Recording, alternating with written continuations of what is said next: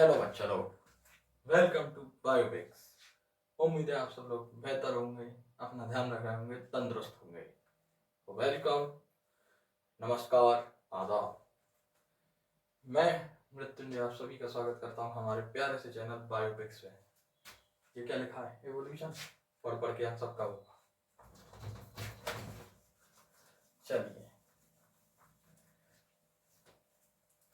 तो भाई हम पढ़ रहे थे इलास्टिसिटी। क्या पढ़ रहे थे? इलास्टिसिटी। सही बात है साहब। हाँ मास्टर, इलास्टिसिटी पढ़ा दिया था, आप क्या पढ़ाओगे? तो भाई इलास्टिसिटी पढ़ाने के बाद अब हमारा इस चैप्टर में इंपॉर्टेंट टॉपिक अब स्टार्ट होना शुरू हुआ है। यहाँ से आपके कॉम्पिटिटिव एग्जाम के मोस्ट ऑफ द क्वेश्चंस बनेंगे, नॉट ऑल, मोस्ट ऑफ। तो स्ट्रेस स्ट्रेन कर्व पढ़ना है भैया। तो क्या पढ़ना है? Stress strain curve. ठीक है साहब, मास्टर स्ट्रेस स्ट्रेन कर्व पढ़ाएगा। तो स्ट्रेस स्ट्रेन कर्व से पहले क्या करना है? कुछ और जानकारी होनी चाहिए कि नहीं अपने पास? होनी चाहिए। तो भाई अब हम उस जानकारी को अर्जित करने के लिए अब हम पहले जानेंगे हुक्स लॉ क्या होता है भाई। तो सबसे पहले हम पढ़ रहे हैं क्या?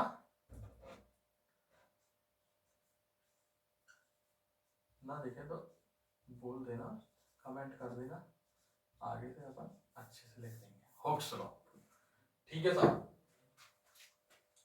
तो अब साहब अपन हुक्स लॉ स्टार्ट करते हैं। तो इससे पहले कि मैं हुक्स लॉ स्टार्ट करूं, आप सब अपने अपने नोट्स जो जो पढ़े हैं वो एक बार स्ट्रेस और स्ट्रेन वाला टॉपिक पलट पलट के देख लो फटाफट। 2 मिनट का टाइम, क्विक।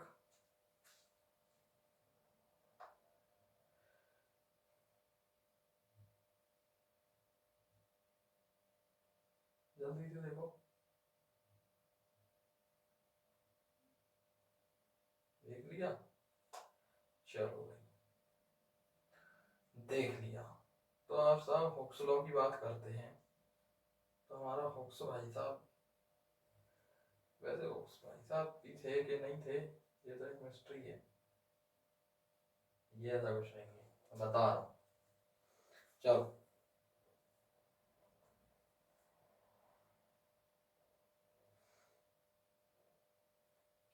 देखो, मैंने तुम सबको बताया था, हमने इलास्टिक लिमिट की बात की हुई थी।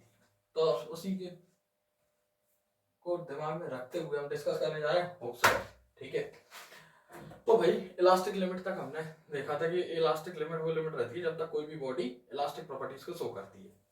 समझ आया? बिल्कुल आया था। अब क्या पढ़ाओगे मास्टर? अब मास्टर बताएगा तुमको हुक्स लॉ क्या होता है। तो हुक्स लॉ ये कहता है कि सबसे पहला इस लॉ के अकॉर्डिंग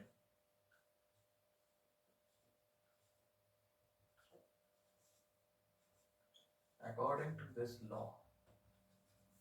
आप कानून है, कानून तो अपने हिसाब से चलेगा। विद इन इलास्टिक लिमिट,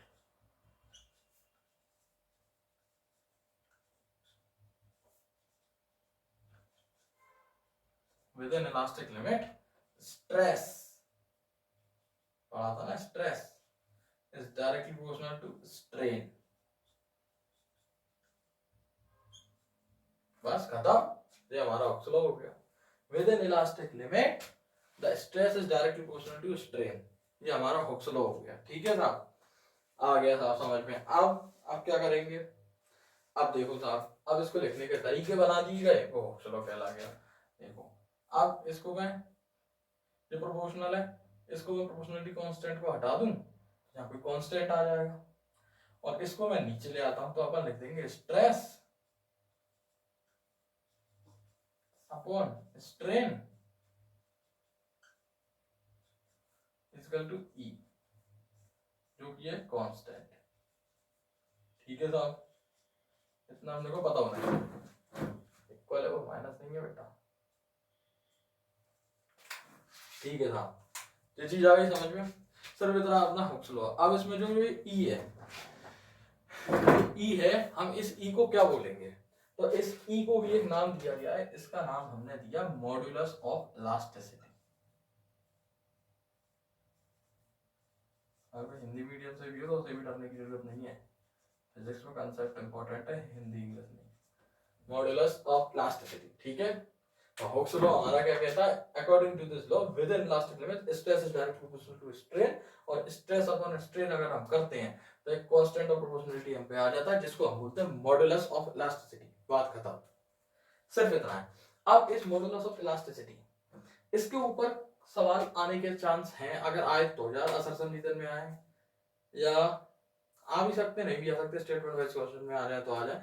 तो उसके बारे में हम जनरली तीन चीजों पे इसकी वैल्यू डिपेंड करती है। किस किस चीजों पे? इट्स वैल्यू डिपेंड्स ऑन, सबसे पहला फैक्टर, पहला फैक्टर क्या है हमारा? तो पहला फैक्टर, पहली बात तो कांस्टेंट है, और मैंने बताया था स्ट्रेस स्टेज में एक आपको बताया था प्रॉपर्टी ऑफ मटेरियल होता है और प्रॉपर्टी ऑफ बॉडी होता है, तो बस वैसे ही इसकी वैल्यू भी डिपेंड करती है nature of material of a body. ठीक है साहब, आ गया। अब एक फैक्टर तो आपने गिरा दिया मास्टर, अब दूसरी भी बता दो। और इसका एक चीज का और ध्यान रखना है इसमें, मटेरियल ऑफ बॉडी पे तो डिपेंड करती है and the nature in which the body is deformed.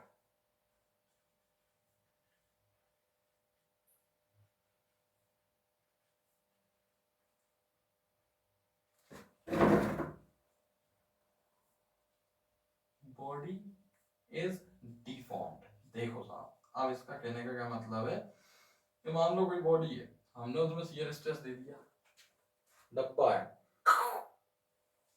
Nature change हो गया, लॉन्गिट्यूडिनल स्ट्रेस दे दी, लंबा वाला लंबे में खींच दिया बाहर, स्ट्रेस का नेचर चेंज हो गया। स्ट्रेस का नेचर चेंज, ई का नेचर चेंज, वही डायरेक्टली है ना, सीधा सीधा है ना, तो इसलिए nature of and the nature in which the body is deformed. ठीक है साहब, एक तो नहीं हो गया, आया समझ?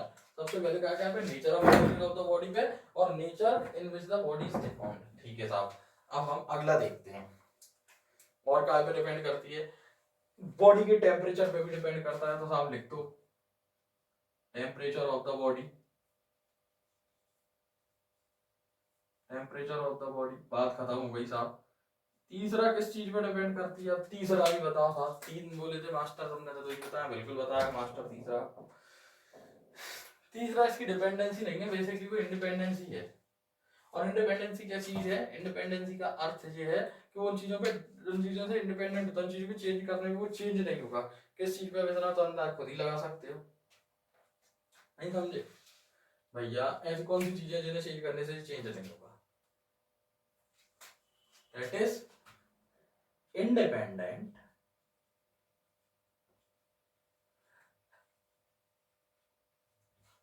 of dimensions